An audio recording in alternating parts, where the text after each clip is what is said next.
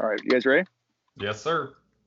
5, 4, 3. Welcome back to the Burley Fishing Podcast. I'm Jeff Burlingame here with my co-host Paul Glass, and we have a special guest for you guys today. It's Aaron Anders from Tungsten. I said it right this time, Paul, because I got to repeat. He is the CEO and co-founder of Tungsten, and we are excited to talk to him today. Aaron, how you doing, man? Yeah, I'm good. I'm pumped to chat fishing for a bit. It's July, and it's warm, and it's time to catch some fish. I'm pumped to be with you guys tonight.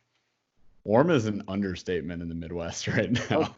How warm is it up? So you're in Ontario, right? Yeah, I'm in Ontario, Canada, but it's been crazy. I mean, it's been what's that, like 95 to 105, like just ridiculous. So it's been we have one of the, some of the Great Lakes right now are pushing 80 degrees. Like it's insane, right? So it's been warm.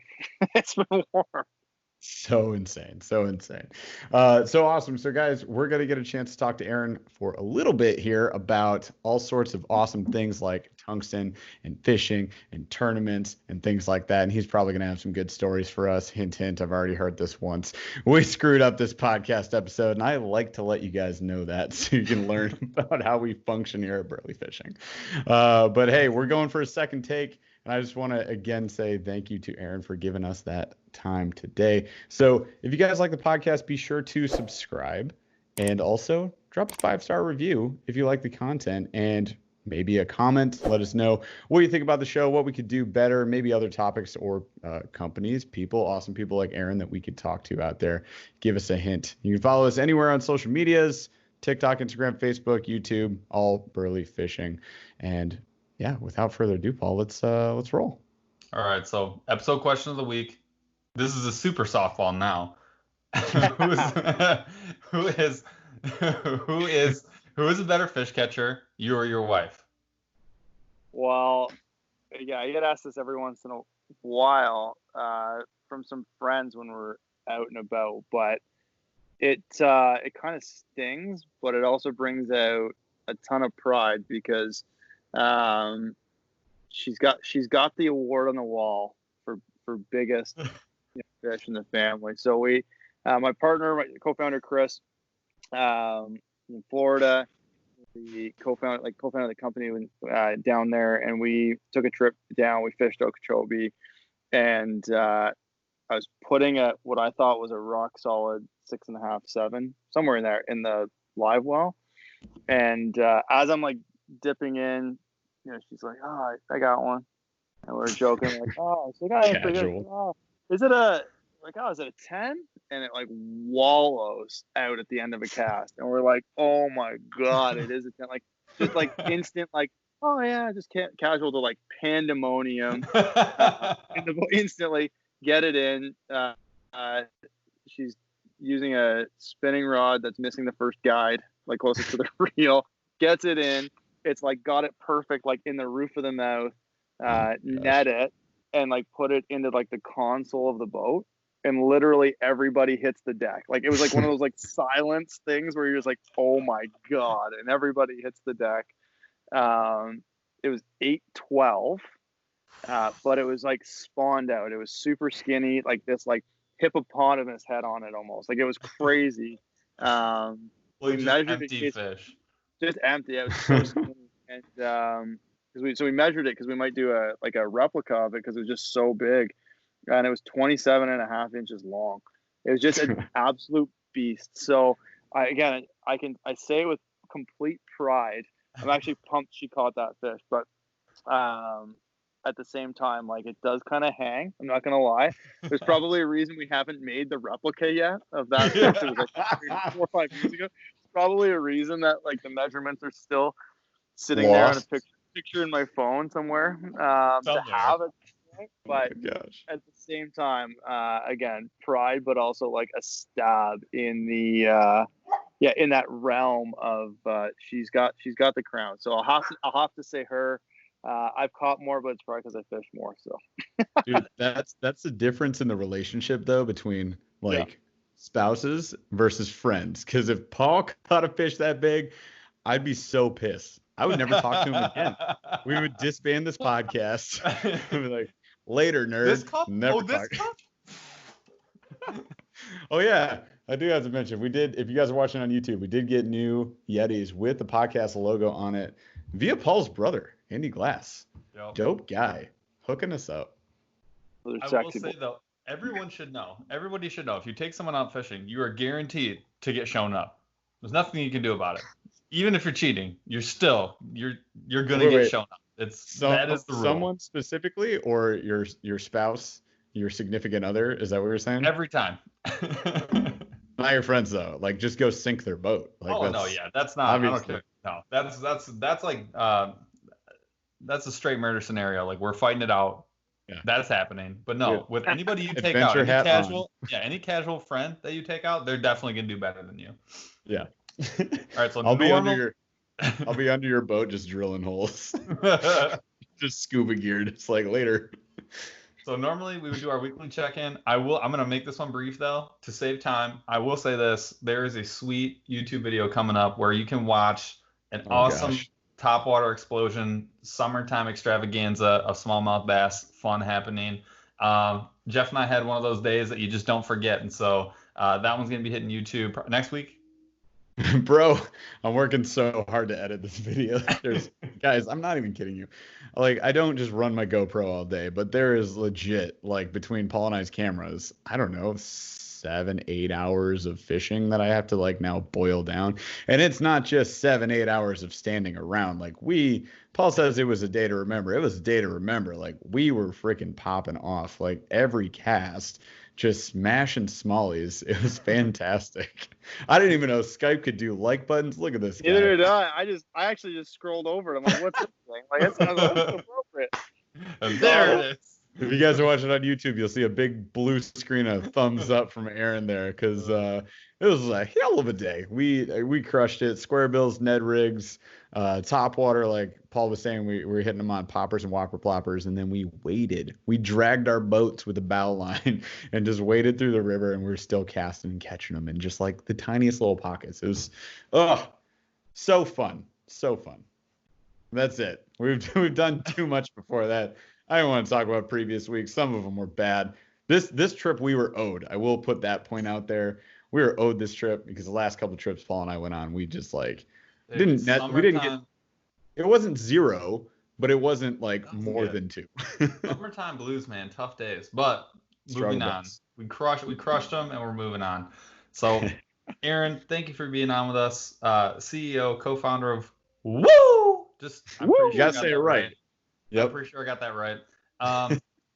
Can you give me the backstory about Woo so that we get an idea of kind of how you and your partner Chris got it started, kind of a little bit about it. Give us a flair for what the company is all about, and then we'll get into the fun stuff. The flair. The flair. I caught what you did there. I caught that. Yeah, I mean, so Chris and I have known each other for a long, long time. So like we were from north of the border. He's south of the border now. I was there for a while, but we met fishing. Like we both grew up fishing, but where we met was a friend of mine and I, when I was a lot younger, we did the kids tip of the week for like a national fishing show here. And as part of that, we were in like the big they've got like a spring fishing show, like a trade show here, and we were in their booth for the week. And Chris, they have like a fishing contest, right? Like a national fishing contest. You submit fish throughout the year, and he won the like junior division. So we were happened to be in the booth together for a week. So when you're like 14 and you're in a trade show booth for 5 days, like, what are you gonna do? So we would actually like super glue loonies. So there you go, like super glue coins to the to the concrete and watch people trying to pick them up, right? Because we're like, I don't know, you're 14. What else are you gonna do, right? So we see each other like once a year at that type of thing, and then we didn't talk for a while, and then about 5 years later, I went to college, and we ran into each other at college. And randomly happened to go to the same college, like an hour and a half from where we live. And we were at this college party, and we're in this backyard, and it's like the first week of September, and everybody's just pumped to see their buddies. And we're like, I know you. I'm like, I know you too. Like, what the hell's going on? What are you doing here? And we like stood in the middle of this like backyard, like 100 kids in this backyard, like dead center, like not even like off to the side, like dead center, and talked about fishing for like 2.5 hours. And we decided that like at that party we were going to fish tournaments that summer, and we fished tournaments that summer. So we fished tournaments together. I'd fish tournaments separately, and so would he. But I had a boat, and we fished tournaments together for a few summers, and we went to college together, and yeah, it was just great buddies. And then as you grow up, life goes up. I moved to the U.S. He moved to the U.S. But fishing was always like a huge thing in our worlds, and we're still great buddies. And like I said, my wife caught a fish. Well, that was actually the year before Woo started, but we were just down there. Like we're down there. What are you gonna do? Like he had his boat. He had a boat at Roland Martin's at Okeechobee. He was living just in like Fort Lauderdale with his full-time job, and we went down and we just fished, and that's always what we've been. And so I guess I've always run businesses, and we've always fished together. And I guess the way the business started is I'm up north. Like you guys were saying, you guys catch pike. You know what it's like to flip out and have a pike eat a flipping weight, and you're like, oh. Like that stings. And so I was looking for a tungsten sponsor, and I thought, you know what, like if I was, a lot of other people probably were, and about 4 years ago it was on that like pivot point where tungsten was becoming popular and a little bit more accessible. And I'd said to him, like, we have the email saved where I'd send him an email, because I guess that's what you did 4 years ago. But I sent him an email, and I'm like, man, I think we could legit start a fish, like a tungsten company. Like I think that would be a lot of fun. And we thought we'd give it a shot, and we decided that if we're going to do that, that we wanted to just be around other guys that like to fish, period. Like that's what it was going to be about. Because at that point, like I'm like, I guess I'd solve the problem of cheap tungsten, right? Like when you start manufacturing it, like I got tungsten forever, like for the rest of my life. So we're like, okay, well that problem was like solved.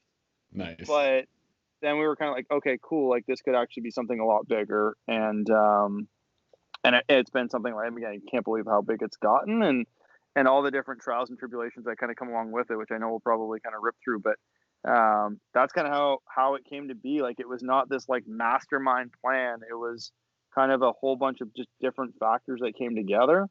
Both Chris and I have been relatively, like, I'll say, big into the, I'll say like the marketing side of things, not in like a typical way, but just understand what it takes and what it means, and the importance of having reach.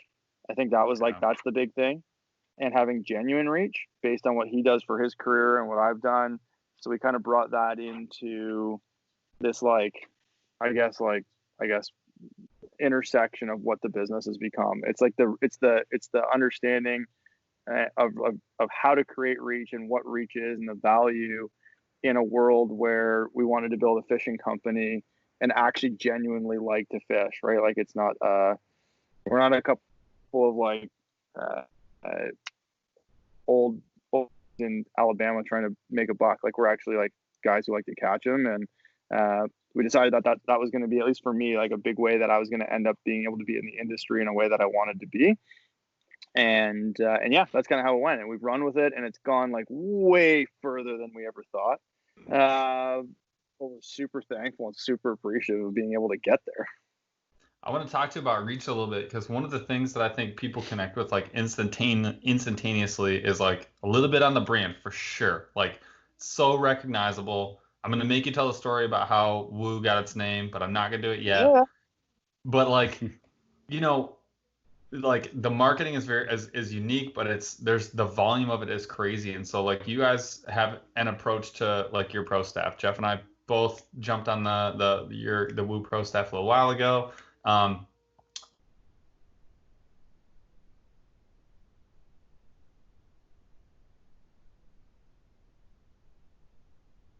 Never getting the email from you guys. It's got your freaking cell phone number on there.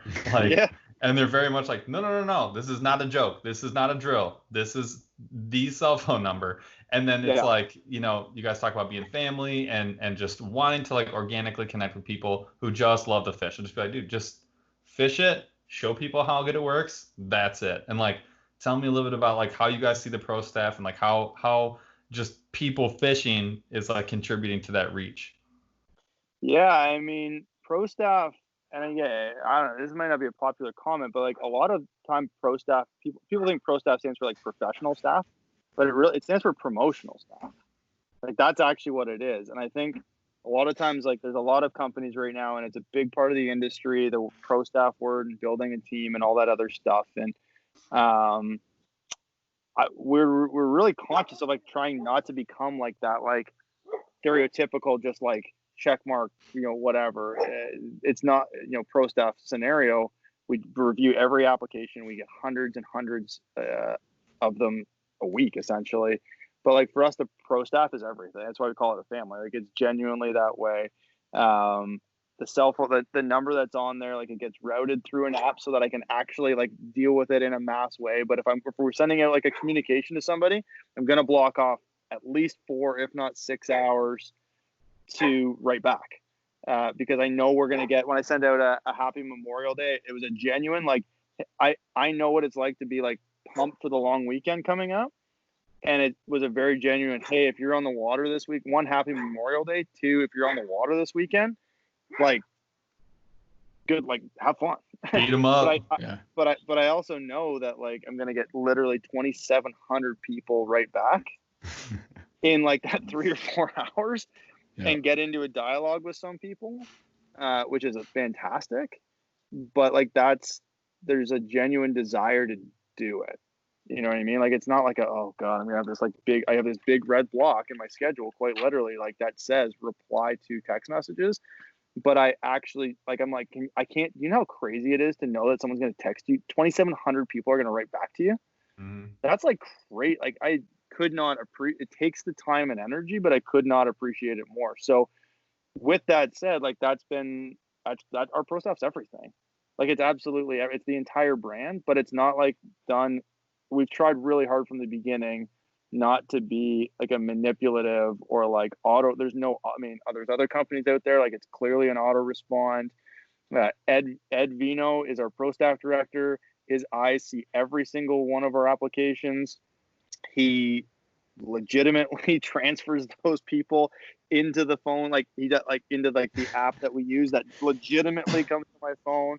Like they're real people that are like processing through some of this, and it's the way we want to build the business, right? And I think like that's we do it because we actually want to be there. So yeah, I mean, pro staff for us is huge. It's absolutely huge. We were at the Classic last year. It was so cool to see so many people come up and be like, hey, like we text and we talk, and to like actually know people and all that kind of like see people and do that kind of stuff. So yeah, like I just, for us, like we want to be real, but it's because we're actually like real guys who like I think a lot of people can relate to, like, if you can imagine 120 kids being in the backyard of a college party with a solo cup, and we had a solo cup, but we literally were like talking about fishing in the backyard. And those are the people that we want as part of our community. And that's what we think of our pro staff as. They're not professional, right? Like we have our pros. Like we've got, Fighter we work with the Johnsons, we work with Josh Douglas, Brock Mosley, like real dudes who like add legitimacy to what we're doing and like give us input on our product, and like they have their own space. But I want we want to work with the guys who want to be on a podcast at 9 p.m. On a Wednesday, who want to have a beer, who would sit in a restaurant, who like if they're out with their families are like, I want to talk to them about like that top water bite, or like I was just out with my family. We had a dinner on the water, and I'm like looking out at a lake that we fished a bunch, and I know there's like a hump behind that island. Like that's what we want to build, right? Like those are our people. But we do it in a way that's not like a check mark, and nothing's perfect, right? But like they're real people that are reviewing this and being a part of it. And it's for us about building the biggest community we possibly can of passionate anglers that just want to be a part of what we're doing. And if we can do that, end of the day, like nothing's perfect, but that's actually what we're trying to do. Because like I said, as soon as we found our manufacturer and product and built some of that stuff, like the initial thought of like, I want tungsten that when a pike bites it, I'm not so pissed. Like when you swing, you feel the tick and you swing and miss, and I didn't want to be pissed. It was like a $7 like piece of jewelry in this fish's face down there in a weed bed. But like as soon as we solved that problem, like the rest of it, like everything, like it was like, oh crap, okay, like now we have a real opportunity to do something different, and that's kind of where we sit right now. But as it gets bigger, I just joke like a 7-year-old can get into more trouble than a 7-month-old, and a 17-year-old can get in way more trouble than a 7-year-old. And it takes like a whole bunch of different things. Like it was a way easier thing 3.5 years ago when we were just like a little business kind of hanging out, but like we're having fun with it, and we're kind of riding the wave and doing the best we can with it. I think it's huge, man. Like I gotta like reiterate that your phone number is in the email that goes out to the pro staff, and that it's legitimate and not a burner, and you don't block that number. Because when I saw that, I was like, no way this guy answers this. And then Paul reached out to you, and here we are on a podcast, folks. So I can just say he's being serious. and I miss some. Like, don't get me wrong. Like when you get 650 texts a week, like sometimes I don't get back to every single one of them, or it's not like right away back and forth. But like, yeah, no, like it's legit. Block it out. Like honestly, I don't even remember. I don't even know how we got I don't even know how we got in contact. I think you guys maybe emailed Ed, and Ed forwarded it to me, and I jumped in. Like, dude, okay, Ed is shout out to Ed. He's like a same day response dude. I have a ton of respect for that. That is unbelievably impressive. It's hard to do. Great dude. Without a doubt. So I have a question. Like, you talked a little bit about kind of a little tiny bit, scratch the surface of like how you end up being like, oh, if I was going to start a fishing company, I would love to do like very dense metal weights. Like, how do you, how are you like, okay, I'm going to start a fishing company. This is what I'm choosing. Like, how did you guys get steered towards the tungsten game? I know you talked about it a little bit, but I mean, 80% of the people out there, I still think while tungsten is growing and it's a bigger thing, I know for sure that most fishermen do not understand. If they know what it is, they don't know yet how much of a game changer it is. For sure. They're like, why would you spend that much money? Is usually what they're either gonna say, what's a tungsten, or like, why would you spend that much money on it? Yeah. Like our goal as a business is to try to be the brand that you can get everything tungsten in one spot, right? Mm-hmm. Like that's not easy to do, and it's going to take us a while to get there. But like when we build a new product or we do something, it's like if I think it's a good idea and I would use it, it kind of gets added. So like we painted our drop shot it's green. I'm like, if it was just me, I'd be like painting them green in my basement. Right, but like I'm like, if I want to do that so smallmouth don't eat them, this shiny weight, we're gonna add it into the business. So like, how do we start it with tungsten?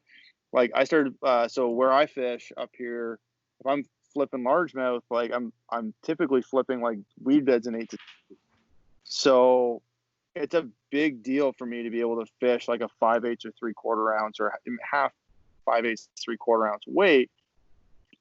But tungsten makes such a huge difference in fishing that, so it made it so that was like a realization for me. And then drop shotting, to be able to go rock like tick tick tick tick rock sand, we like I mean I was catching more fish. So I think for us, like it was this I don't know, it wasn't like this whole like, okay, we're gonna be in the fishing industry, where are we gonna go? It was more of like I have this problem, I like this thing, I want to do this. We found a manufacturer that we felt would allow us to profitably bring a product to the market at a better price.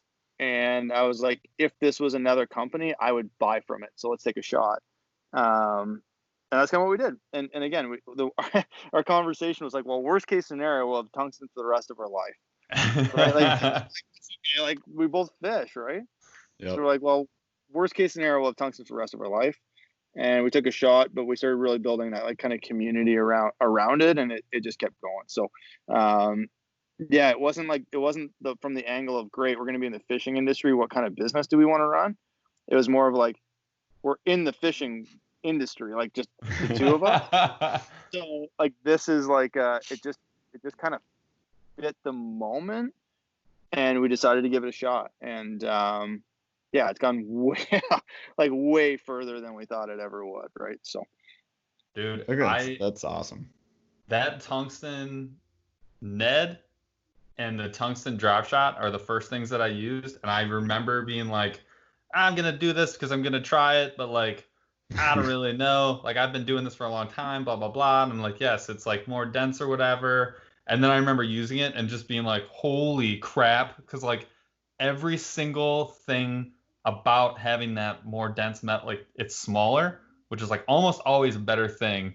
For any I cannot remember a time where like, man, I really wish this weight was way bigger, like just yeah. larger than it had to be. Like it's so having it be small like that, they are so much more smooth and hold their shape better. And dude, for anyone listening, like when you are doing a finesse presentation, you're gonna have to explain this to people. The fishing is a contact sport. Just explain that because that is like the answer to everything. I love it. That's all Chris. Like we kind of came up like again, I work a lot on the side of the business so he works a lot on the like social, and we can go through that again if you want. Like he works on the social and some of the, I guess the apparel and some of that kind of stuff, like the slogan stuff, and I work on a lot of the other side of the business. But fishing is a contact sport, like that's the whole point. Like, so if you look at, we've talked a lot about like bringing out tungsten spinnerbait, right? Or we've got a list of like, I don't know, 50, 60 other things that we want to bring out. But like things that hit it, like spinnerbait, we're like, what's the actual benefit of tungsten spinnerbait? I mean, I guess there's some, but it's so small, right? Versus having like the feel of what you're trying to do. And I love that, like the analogy. Like, has anyone ever been like, I wish this weight was just bigger? Right. All the time. Warmer. It is unbelievable. And like when I'm running that drop shot, I swear, like sometimes I'll put sometimes like I like a drop shot when you're trying to key in where you know there are fish. It's helpful in the river because you drag it in some of those other things or drift it right along like a ditch or something where you just know you're like, man, I know there's fish here. And that's where kind of traditionally a drop shot's great. But like when you have that kind of feel and you can keep the line tension, a lot of times I'll put a very short trailer on mine and I'm using it like a search bait. And it's because I can keep that line like super, super tight, but I still get all the action above the weight. And all of a sudden, as long as I'm not kicking up a ton of silt and stuff, I'm like straight up search baiting with a freaking drop shot. And it's just money because the amount of feel that you get with that really more like super, super dense weight that's really small and not getting hung up everywhere. It's an absolute game changer. I don't even, every time I pop open my terminal box and I pop open and I'm like looking at like all the lead that's in like 8 rows and then there's like the tungsten on the other side. I'm like, why do I even have this over? I'm never going to use this again. Like this is just stupid. I want to know how huge that is for Paul real quick. If you guys have watched him fish on the channel, the Burley Fishing YouTube channel, you know that Paul is an old man fisherman and he has until this past month just merely had a small container of lead weights that he keeps in his life jacket that he almost lost on a river one time, but somehow salvaged. That was a story for another day. But he just purely uses like what we would quote unquote maybe lovingly consider old man fishing equipment, right? Oh yeah. It's lead weights all the way. I got tungsten. I want to say I was using tungsten a lot before you were, because you would be like, "Why do you have that? Why did you spend that much money on your weights?" I'm like, "You're dumb. I don't know why you're doing that. Let me go get your little container of weights and you'd be like, check this out, bro." It's like just big fat, just beat up lead. I was like, all right, guy. So yeah, like I just want to say this is huge for Paul. But not only did he convert, he got an insane terminal box and just packed it full of these weights. And now, what are you, half and half? Are you half and half tungsten? You got a ton of it. I'm way more than that, and especially because the Ned is I think the one thing I want people to, the Neds are on another level too, because I think when you just the way my bait looks with that smaller head that is actually working better. Yeah, have you seen a lead 1/4 ounce? Anybody watching this? Like, yeah, it's huge, eh? It's that big. If you get a 1/4 ounce Ned head, it's enormous. It's stupid. So the tungsten one's much flatter. It's so good, so much better. But I do. It's like a little hat, right? Like it's just like a little hat for your bait. And I think, like, again, I totally get the cost. Like it's a real thing. But I think about like the amount of money that gets spent on rods and reels and just stuff, and then you're gonna go spend a full Saturday that you look forward to and all this other stuff to not want to spend an extra, like, literally $1.50 on the weight. I get it. Like, don't get me wrong. Like, I get it. And there's just that thing where it's like, you will legitimately catch more fish. Game changer. So if you want to spend the extra, like, you've got all this other stuff, the time and everything else that you've already, it's like the incremental cost to get something that will, and again, I say this, like, I know I run a tungsten company, but like, that was my justification, right? Like, when I was first fishing tungsten, I was paying $7 for a 3/4 ounce weight for one. So when a pike would chew it, I would be just crushed. I just jump the boat, get him. But I'm like, you know what? Like hell, I'm out here for how many hours? Like, you know, I'm dedicating this much time. I can get 3 more bites or whatever it is, like, as a result of that, like, and catch a good one because of it or whatever it happens to be. Like, yeah, that was my decision making for it before I ran a tungsten company. But then realizing, like, what that was is the reason we started a tungsten company, because I'm like, if I have that issue, if I want to do that, other people do too, right? So, like, that's kind of where it really came from. So I have a quick product question, just because this comes up because Paul threw Ned out there. If and when can we have an EWG Ned head? Oh, it's in the works. Yes. So this is the reason we have the podcast. This is the only reason. It's in the works. So again, people don't realize how long it takes. Like, so for us, like, we're like, we want the same head design, but the EWG hook. Sweet. So you can't pour tungsten around you can pour a lead head around a piece of, like, a hook, because lead has a lower melting point than steel. So realistically, you can pour that. You can't pour tungsten around a piece of metal. It just, like, melts, right? So there's, like, a different way it gets attached. Usually gets soldered in. So to put the EWG hook in there, because the bend on that hook is different, you need to build a completely different mold. We want to keep the same head design. So between making sure the hook is right, it'll be a Gamakatsu hook. The hook is finished. And then they're molding it right now. So it'll probably honestly be the new year that we can get it, but it'll be out. It'll be out in the new year. The hook's done. It's being molded right now to make sure that same head is in there. But again, that's why it's just not so quick. It's not like we can get the hooks and then do it. They got a pretty big process to make sure that, again, it's clean and it fits and it's done, because you can't just wrap a piece of melted tungsten around a piece of metal the same way you can do that with lead, right? So it's take your time. EWG's happening. Take your time.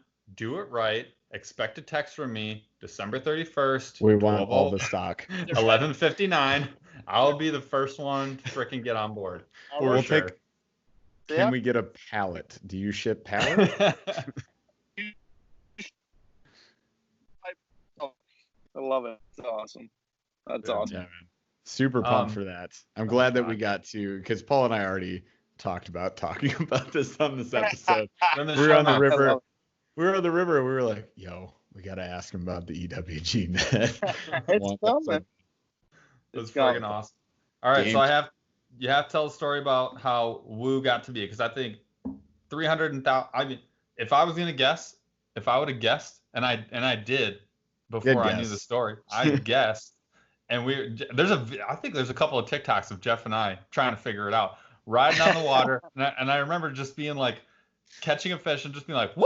And I'm like, oh, that's gotta be why they did it, because, you know, you get really excited when you catch fish, and sometimes you say woo real loud, like, which I do all the time. Every time. But I feel like maybe I was wrong. Can you correct me? No, you're like pretty much bang on. Like, I think so we had some terrible names when we were deciding going, like, I didn't even remember. Like, we were thinking we were gonna, like, sell way more weights in Florida. We're like, gator tooth tungsten was an outlier. Like, it's just bad. And we had this whole list of names, and then in the periodic table, the L, like tungsten is a W. Like that's the symbol for it. So we were kind of like, I should use a W name. And then so I said woo, and I was thinking like WU, like like the more Japanese, like higher end. I don't know, like that's a big thing in the fishing industry, and kind of finesse or whatever. And Chris heard it as like woo, and we were like talking nature, about like Nature Boy woo. Yeah, exactly. So we heard it like completely. We were thinking about it completely different, and I'm like, shit, that's way better. It's way better, right? And then we just couldn't get it out of our heads, and like I'll never forget. We were fishing we were fishing a tournament, and Chris hooked a giant, and literally like boats are still driving by us, and we hooked it. Like I mean, it was a giant, and like he hooks it, it comes up. Walls. He's like, it's the biggest fish in the lake. I'm like, oh my god, you're just losing your mind, right? So I net it, and I net it in the cockpit. We're like, oh my god, we go like give each other giant hugs. You can imagine like boats like ripping by us, right? Like going, see these two guys like hugging. I almost broke my nose with his shoulder. We hugged, ridiculous. But like you're yelling woo, and we're like, we just couldn't get it out. We couldn't get it out of our heads. So I mean, that's kind of how it came to be. And like I said, the whole purpose, like we'd solved our initial problem of like wanting accessible prices for tungsten. Mm-hmm. And then our next thing was like, well, this thing better be fun. Like we're not gonna do this. We're gonna do this if it's not fun. So that's kind of how it came to be. And we talked about it. We just couldn't shake it, and we thought it'd be a good thing, and we rolled with it, and that's kind of where it went. But that was kind of how the process went overall. It wasn't scientific, but we kind of like landed on that. It should start with a W. That's kind of cool. And then we're like, whoa, yeah, okay, that's kind of cool. That's fun. And then we're lucky that other people didn't think it was silly. They thought it was as fun as we did. Dude, how could you think any differently of that? In fact, Paul and I, who catch fish and said woo before we knew about woo, we now say woo tungsten, and you got to drop the little tungsten is like just at the end with a little like C in a circle, a copy. It is in way smaller font. It is way smaller font. You just like no subtly exclamation point. You just got to drop it down, tungsten, and then you drop your fish and you win. It'll be on all future burley fishing videos. You'll just be like, so I rigged this with my woo tungsten, and then what I do, that's just like every single one from now on. That's how we roll. Love it. The best part though is like every single one of your answers like goes the same way. It's like, you know what? This wasn't like one of those things where I overthought it and I got a consultant and did my market research. No, it was like I think this is super badass and pretty fun. So we're probably just gonna continue with that. I like that because we were kind of talking about it earlier. It's like it's a lot. First of all, it's a lot easier to connect with someone who's genuine and a brand that you can tell is being genuine. Like that is a big deal. It's genuine. It is really important, right? And you guys are just like from the first contact I had with you all to the first contact I had with the neg to the rocks of the river that I was in. Like, dude, every single thing about this was just screaming like people making products that they truly would use themselves. And then the marketing is like, I know that's mostly your partner, but like, dude, it just bleeds like, this is going to be so much fun. I cannot wait till someone gets a hold of like this shirt, this hat. I cannot wait to see the hashtag. Like, fishing as a contact sport is legitimately, that is absolute genius because it's like a quadruple entendre. It's unbelievable. I just use it all the time just for fun. It works on every level. But like, I love that that's what you guys are about, and I love that all your answers like kind of come through because I think that's something that hopefully anyone listening to this podcast, when you're connecting with a company, whether it's on Instagram or Facebook or packaging or whatever, if you're not getting that vibe, there's a good reason for it. Yeah, 100%. And I appreciate the opportunity to have you on the podcast, absolutely, because Paul's right. Like we get the opportunity here, Paul and I, to talk to other business owners as well as like, fishing YouTubers, hashtag Alex Rudd, JC Dropshot, and other cool people that we know in the Monster Bass family. We get to talk to people, who interact with Monster Bass as well. We have those opportunities. It's amazing. But I really love like talking to, business owners like yourself that are in that position, that have that drive to make this difference in the world, to really pursue your passion to the fullest.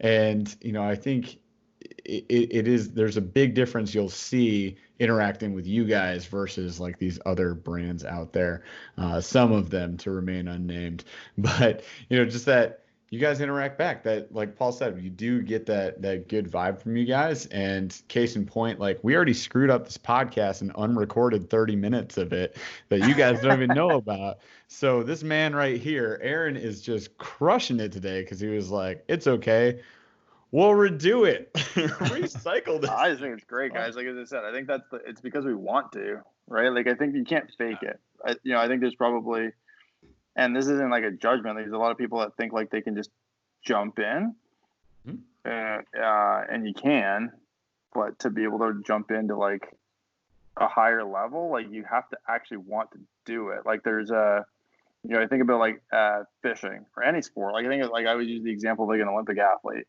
Right, like I like to ski. I don't want to ski. I don't want to win an Olympic gold medal. Like I don't want to be in a like a onesie ripping down 120 miles an hour at minus 30. Right, like those guys and girls need to be on a mountain or in a gym at 5:30 a.m. for their entire life to be able to like have the one moment to be able to try and do that. I just like to ski. That's okay. Yeah. Right, like there's a lot. I think there's a lot of people that want to like. It's same thing with fishing. Some guys like to wade and catch some smallmouth on a popper, and there's the elite series anglers. And for us as a business, like we want to have different parts of people that are part of our community. And then when you want to run a business, like that's a whole nother. Like it's the exact same scenario, right? Like do you want to be? We'll finish this whenever. Doesn't matter, because I'm enjoying what we're doing, and I'm literally going to go look at inventory. Right, like because I also enjoy that puzzle to predict out what's going to happen because we're growing, and that's what I want to do.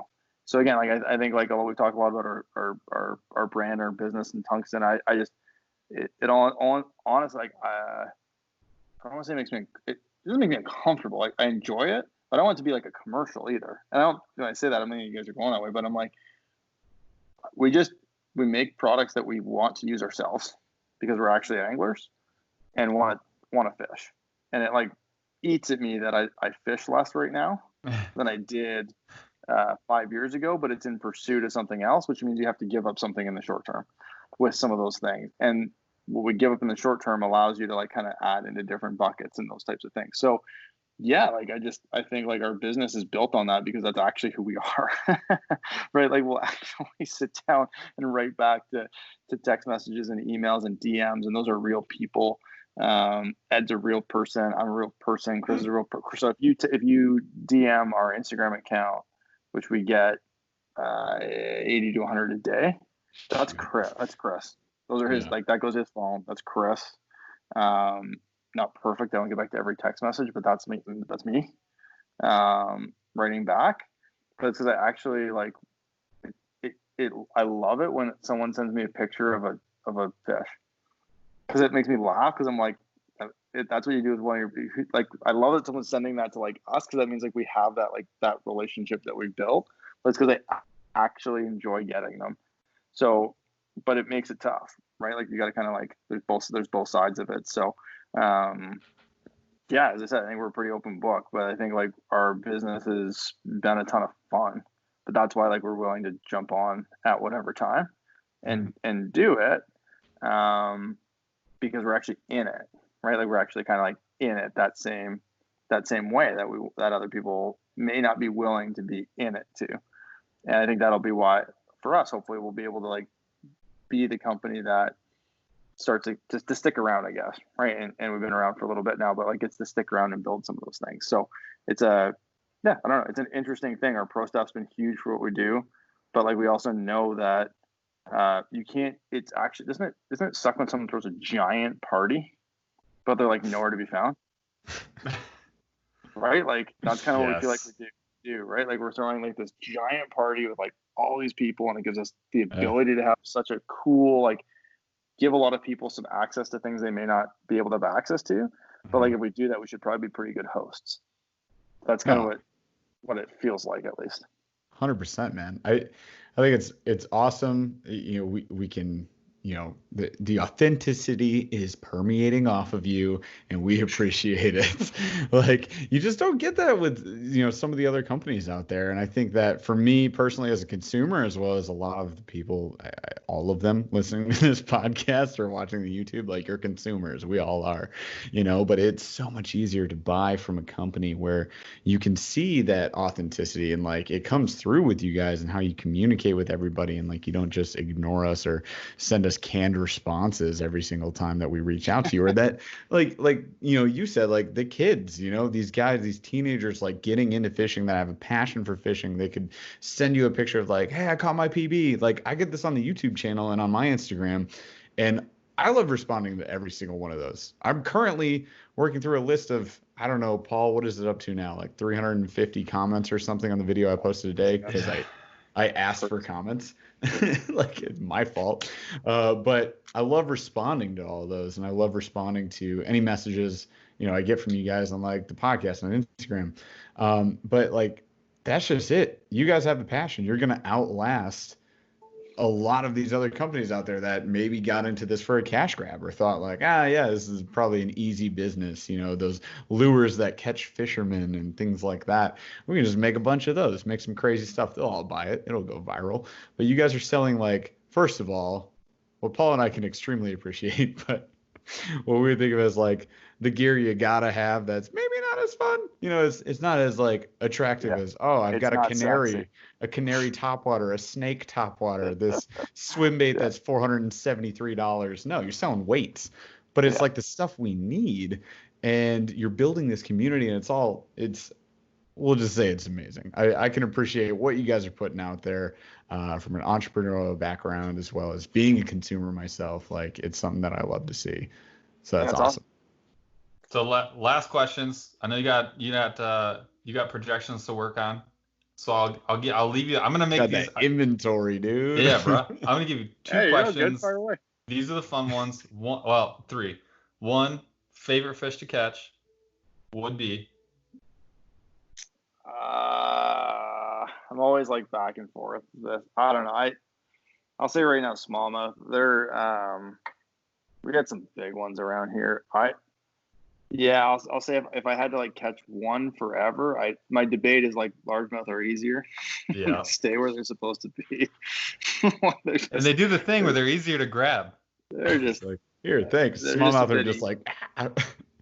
So anyone out there who's that, like, largemouth are not easy per se, but like they're not going to swim a mile and a half overnight on you. Yeah, I say smallmouth. Smallmouth for sure. Smallmouth. They're big and they're mean, and you got to catch them on some super light tackle, so it just makes it fun. 100%. I think, I don't know. Are you on board with that, Paul? I'm on board with that. I can't give up the old toothy critter, man. Can't give them up. It's something about, there's a fear factor I can't get over. Like when you're bringing the monster in, there's something about being like, dude, if this thing bites me, I'm in. Yeah, it could win. I might be in trouble. It could win. That I can't. It's a beautiful thing. Yeah, I've also boated some. There's another thing too. Is Jeff and I are pretty much exclusively kayak anglers, and we do a lot of. I have a place in Ontario, little town called Stony Point on Lake St. Clair, so the Canadian side. Yeah. And dude, it's musky heaven. Yeah, those things are crazy. They're like a pike mixed with a smallmouth. So I'll give you that. And a bear. And so it's like a bear. I've hooked into a couple of those, and it's just like you're going for a ride. Like bye. Like you're going for a ride. If it weren't for that, I would be going smallmouth too. I love largemouth. There's nothing like watching bronze come out of the water though. I don't know if you can beat that. But dude, hooking into a freaking dinosaur that might take a little bit out of you, I'm in. I believe it. So that was the easy one. What is the fish when you get on the line that you're like, think about maybe I'll just give it the snip and like, yeah. Catfish, man. Catfish. Oh. Catfish. I don't want to get stabbed by one of those things. I don't know why. I'm scared of his fins. Like, I don't know what his deal is. He's like prehistoric. It's like this little muscle. I don't know. I just died with him. I'm straight like pliers. I'm like shaking them over the side of the boat. Get out of here! Like, get out of here, catfish. I don't know. They just scare me. Do you eat them? Yeah, when I go to the grocery store. Oh, come on. Oh, jeez.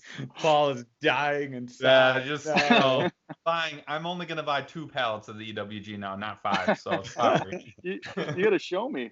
This is ignorance, not. I have a video. We were on vacation a couple weeks ago, a while ago. Anyways, we're on the Great Lakes. I brought tackle because I was like, we're gonna do family stuff, but maybe I'll have some time. Well, there's some time right before we're having a fire, and I get out there and I caught a goby because I was looking for some panfish. So I caught a goby. It was unbelievable. It was like was very. So I'm like, oh sweet, I'll put on a bigger hook, and then I'll catch something else. And then I caught like 2 sheep's head, and I'm like, I mean, they're pulling line. It was fun. They pull. But then I hooked into a nice cat, like an 18-incher, dragging line out. I knew instantly it was catfish because that's the only way they pull. And I just drug that thing right up to shore, and I was like, yep, I'm eating this. It's 11 o'clock. I don't care. I'm making dinner. And like grilled that sucker up. Dude, you cannot. I thought you were going to say you ate the goby. So I got a goby. It was late. I thought you were going to say you ate the goby. I'm like, what was that like? I don't know. Maybe they'd be good. I don't know. Bony little snack. It's delicious. All right, so last question. If you could fish in any pro's boat. Oh, but he's got pros on staff. How is he going to choose one of his pros? Don't worry. None of the pros are going to see this probably, maybe. I don't know. I think I'd go old school.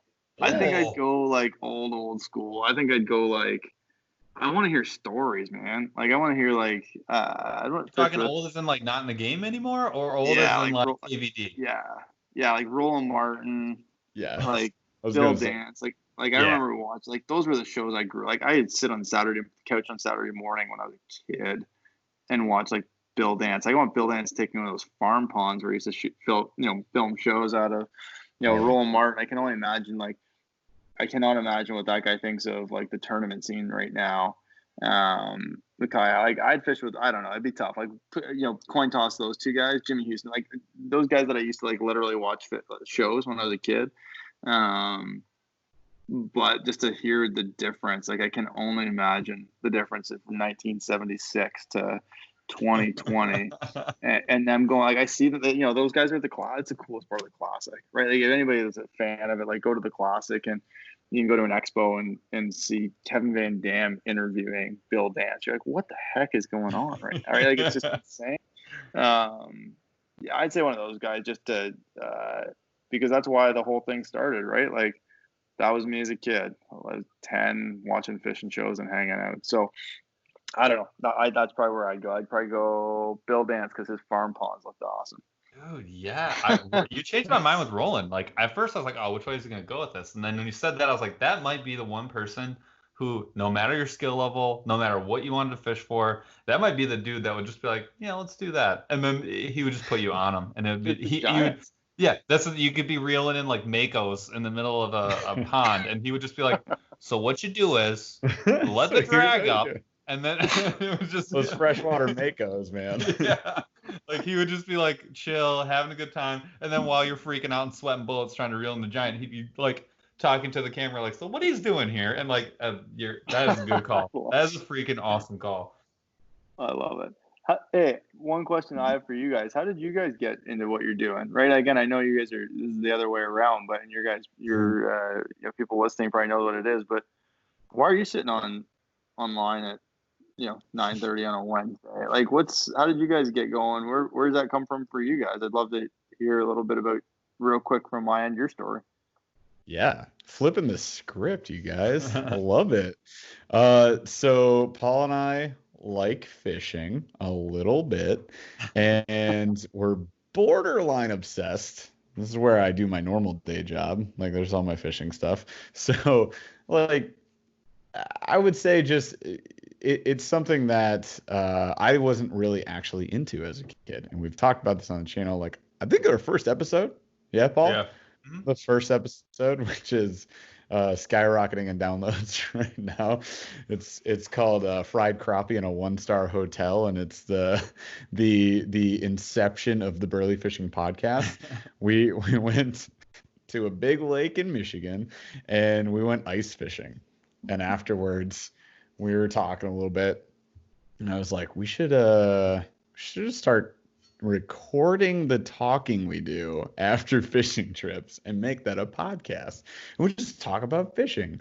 And like, long story short, prior to that, by about 4 or 5 months, I started the Burley Fishing YouTube channel, and I was like, I should just record going fishing, right? And I'll just start doing that. And I think that's how most fishing YouTubers start, is you're just like, GoPro, chest, let's go fish.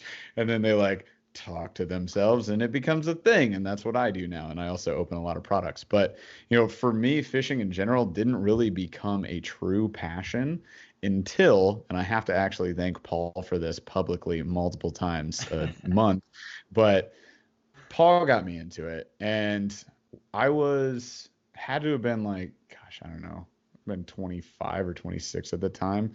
I had my oldest daughter. I don't think I had my younger daughter yet.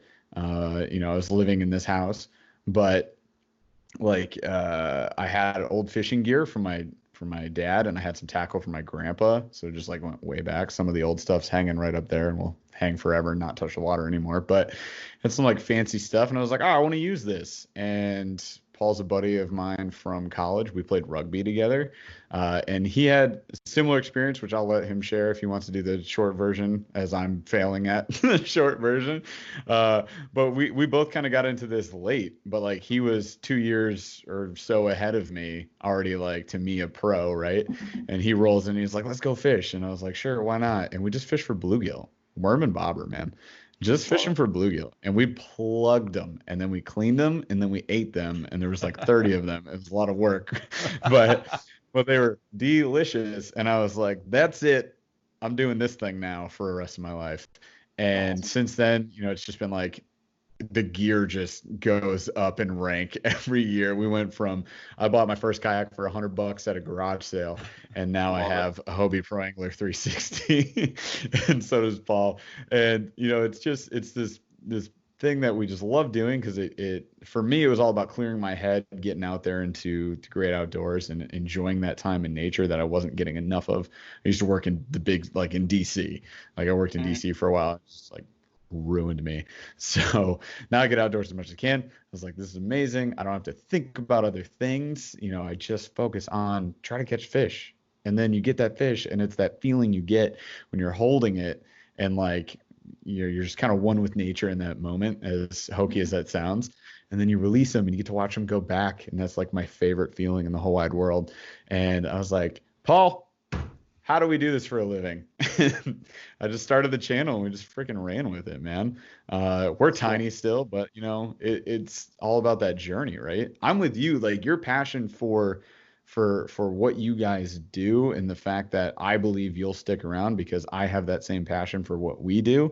And that's how I stick around longer than, other even like YouTubers that pop up at the same time as I started. Like they gone. So not everybody sticks around because they don't have the passion to do what we're doing, sticking it out. You're going to work inventory after this. You're giving us all this time today. It's crazy. But Paul, you get 5 seconds now to say your side of that. No, I think, the reason we have the podcast is it's a little bit of a different medium that, it's something that I consume a lot of podcasts.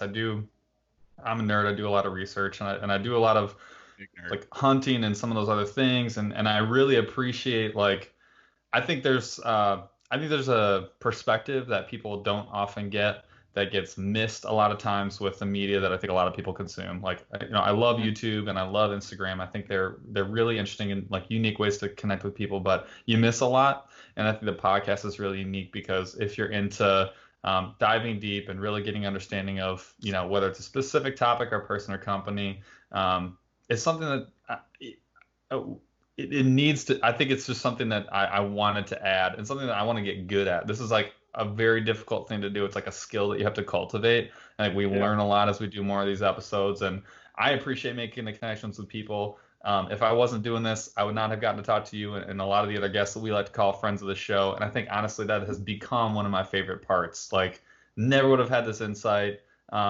Sometimes when I go back and like my wife will like randomly be listening to an episode and I'll like come in the house and be like, "Are you listening to like episode 19? What are you doing?" And and I like hear myself and I'll be like talking to somebody that I'm like, if you had asked me 6 months ago or however long ago, like, "Hey, did you know that you would be chit-chatting with the co-founder of Woo?" I'd be like, "You're an insane person. Please go away. You're bothering my kids." Like, and it's just it is it's a really cool thing. It's it's just something that I really enjoy doing. It's a lot of fun. And I do, as someone who has it was really mostly with hunting, but with somebody who has learned a lot from hunting podcasts, got my first turkey this year. And it was mostly because of like things that I had learned from other people, like listening to podcasts and things like that. And teaching myself how to do it with the knowledge that other people have. And like, I would love to be that person with fishing. So if I can be the person that gets someone to buy some tungsten and like totally change their perspective on finesse fishing, that's it. Like why that's the biggest reason. That's one of the biggest reasons why I do the podcast. So for whatever it happens to be. But I think that's just so cool. It's neat that I can do this from my own home office. And yes, it is absolutely a grind. It takes a lot of time to put this stuff together. As Jeff is well aware of, and you as well. But if it's something that you love to do, I think you got to just get out there and do it. I will say, I'd say I love what you're saying. Like for me, like what you're really saying is like you care more about the input than the output, right? Like I actually don't care about I mean, hopefully people listen to this for you guys, right? But like, you know what I mean? Like, I'm like that's the whole point, right? We're like, you're learning about different things, you're getting different experiences, you get to talk to different people. Like you don't really, never did you like. No, neither of you talked about like doing it to be because of the cool factor or the whatever it is, right? Like, I think that's the same thing. Like, you're like, if I can help somebody buy tungsten to catch more fish, that's awesome. That's why we do it too. Mm-hmm. It's not like if someone can buy more tungsten because they're going to catch more fish, that's awesome. It's not to make more money, right? Like, it's like, what's like why are you? That's why, and again, it's just asking in general, like, why are you doing it, right? And I think like that's why you'll spend an hour and a half, or you'll do this thing over here, or you'll do that over there, and it is a grind. There's a lot of things that I think people don't see on the other side of it, just like professional angler doesn't catch them every day and all that other stuff, right? Like it's just, but like you guys will, I love it. Like I love that. That's the reason that you guys are doing it. It's about like the input versus the output. The output's going to be whatever it's going to be, right? But if you like doing it, it's going to be, it doesn't really matter how it goes, I guess, right? Like, in general. So, anyways, I thanks for sharing. As I said, I know we don't know each other super well, even though we've been hanging for a little bit, but it's good to get to know that as well. And I think like anybody who's listening it's really a big element of that is like it's not like 98% of it's not sexy. Right? Like Jeff, you're talking about 99. I'm on the screen most of the time, so 99. Yeah. Can you imagine like again like the editing that's going to happen to go through like watching 7 hours of yourself to be able to like get that whatever videos in the end? You're like, it's gonna be great, man. Jeff's already chatted me. You need to stop doing X, Y, and Z on the videos. I'm sick of watching it. So do you want to say what X, Y, and Z is? You can say if you want. Go ahead, man. Paul was recording on his front cam of his Hobie, and at one point I'm editing his videos. And I just look down and see an empty Gatorade bottle drifting ever so slowly towards his crotchal region. And homeboy just straight up whips it out and pees in the Gatorade bottle on camera. So I just like text him like, bro, you know I'm editing this video. Can you stop recording? A whole nother category, boys. And so we're now into 100% of it is not sexy. So that's great. But Aaron, I want to say thank you again. We will, thank you again for your time. We will let you get back to figuring out the problem of how to make the best EWG on the market so we can buy it. And then if you got any, if there's like any other ideas that are, critical on that list of 60, we'll let you get back to that as well. But we truly, truly do appreciate the time. And anyone that's out there, Woo Tungsten, great people, and I'm sorry, yeah, I said it wrong. Woo Tungsten. The only reason we're having this conversation is because we used it before we reached out to them, and it was a game changer for us. We're gonna do some more videos on them so that you guys can kind of see what we're talking about. But yeah, just thank you so much for the time. We really truly do appreciate it. Awesome, guys. Love being on and getting a chance to meet you. And yeah, if we can do anything else for you, let me know. You guys know how to get a hold of me. And yeah, again, have an awesome night and good luck with everything you're working on. And very genuinely, don't hesitate to reach out if you guys need anything else. Absolutely, man. And we actually already have a Woo Tungsten video that I've already edited and will be coming out in a couple weeks on the channel. So stay tuned for that. Can't wait to see it. It's basically, I should label it when I spent all of my money on Woo Tungsten. And it's like, I just bought all the things on your site and did a little unboxing video. But then we fish it. And yeah, like Paul said, it's fantastic, man. So love it. Thanks for being on. Real quick, is there anywhere that people should be looking for you guys? Who should they reach out to? How should they follow? Our biggest point of communication, or finding us Instagram, right? It's just at Woo Tungsten. Super simple, WOO Tungsten. If you can't spell tungsten, well, you won't find us. You got another problem. Woo Tungsten. Facebook, Instagram, it's the easiest way to find us. Website is wootungsten.com if you want to check anything out. Pro staff applications on there. And like I said, for us, we're trying to build the biggest community we can. And we're real people on the other side. So if you love fishing, come find us. Awesome, man. Appreciate it. Appreciate the authenticity. You guys definitely go check out Woo Tungsten and buy a whole bunch of it and say that Burley Fishing Podcast sent you. Paul and Jeff are here and they love Woo Tungsten. It's great. If you guys love the podcast, be sure to subscribe anywhere that you're listening to this or on YouTube. And of course, you can follow us on all the social medias, TikTok, Instagram, Facebook, all that jazz. And thanks for being with us, guys. Thanks for listening. We'll catch you out on the water.